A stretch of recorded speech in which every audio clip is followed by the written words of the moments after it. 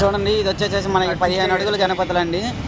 దీని ప్రైస్ వచ్చేసేసి మనకి ₹1,00,000 చెప్తున్నారండి. అడిగితే తగ్గించవచ్చు. దాని పక్కన చూడండి ఇంకో గణపతి, అది ఒక్కో గణపతికి ఒక్కో కలర్ వేసారండి.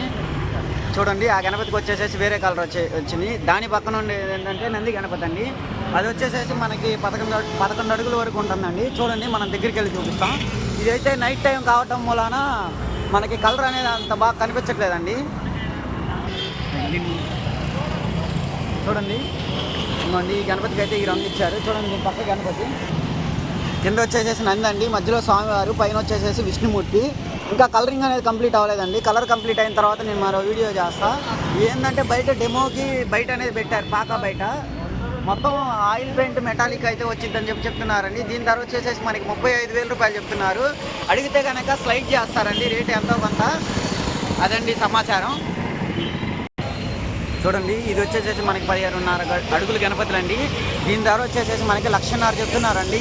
అడిగితే కనుక ₹1,00,000 ఫైనల్ ప్రైస్ అయితే ఇస్తున్నారు. దీని వర్క్ అయితే చాలా బాగుందండి. మొత్తం వచ్చేసేసి హై కాస్ట్ పెయింట్ వాడుతున్నారు. కింద వచ్చేసేసి ఐరన్ ఫ్రేమ్తో ఉంది మనకి పేట అనేది. చాలా బాగుందండి. నైట్ టైం కావడంతో మనకి లైటింగ్ అనేది అంత లేదు. పొద్దున పూట అయితే చాలా బాగుండిద్దండి.